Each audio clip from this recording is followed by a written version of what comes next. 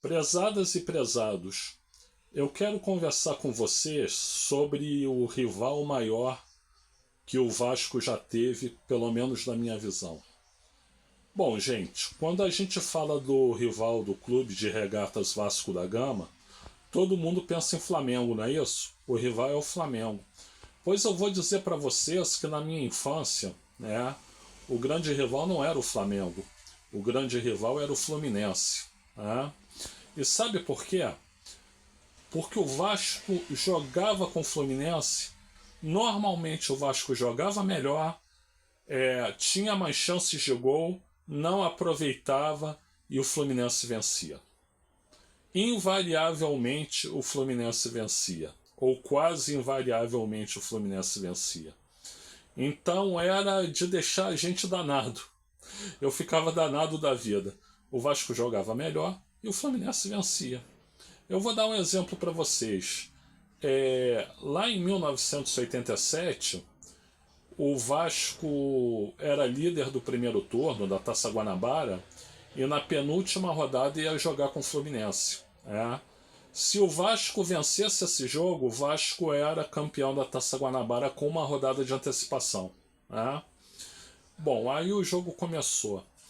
O Vasco dominando, o Vasco pressionando, o Giovani, o conhecido Pequeno Príncipe, grande craque de futebol, lançando, passando, pensando o jogo, né? E tudo isso. E daqui a pouco o Fluminense tem uma chance e o Assis meteu para dentro. 1-0 Fluminense. Bom, terminou o primeiro tempo. Veio o segundo tempo. O Vasco melhor, pressionando, Giovani fazendo uma grande partida. Só que daqui a pouco vem uma tabela do garoto João Santos com o Washington, né? O Washington da dupla, Washington e Assis, né? Eles saem tabelando desde o meio de campo e aí o João Santos chega na área e toca na saída do goleiro Acácio. Fluminense 2-0. E o Vasco continuou pressionando, o Vasco continuou pressionando, e o Vasco continuou pressionando. E o Giovani jogando muito, muito, muito, né? Até que o técnico do Vasco, o Joel Santana, resolveu fazer uma modificação. E aí ele botou um jogador no time, eu não lembro mais se foi José Nilton ou quem foi, né? Não lembro o jogador. O escolhido para sair foi o Giovani. Aí a torcida começou a gritar lá pro Joel Santana, lá de cima, burro, burro, burro, burro, burro, burro, né?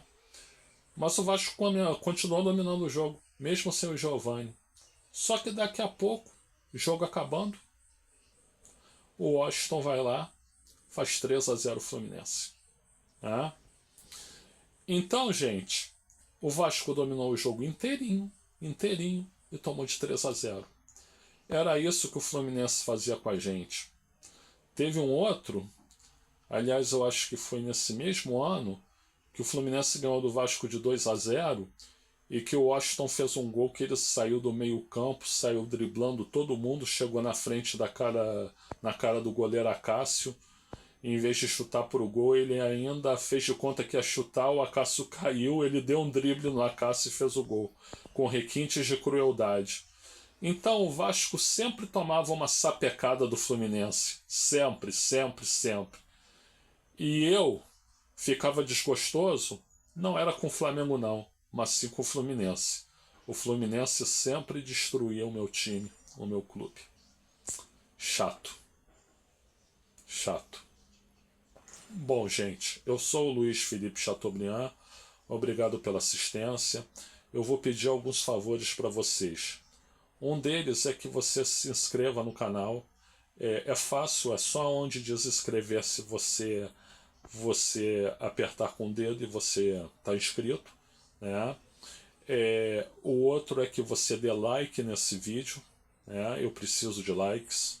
O terceiro é que você compartilhe esse vídeo, sobretudo para quem gosta de futebol, ou quem é Fluminense ou quem é Vasco.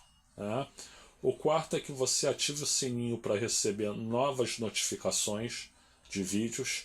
E o quinto, se você puder e quiser, Se não puder ou não quiser, não tem problema nenhum. Que você contribua para esse canal, me ajude aí a continuar o trabalho. Meu Pix está aí no primeiro comentário. Gente, eu agradeço por tudo. Muito obrigado pela assistência mais uma vez.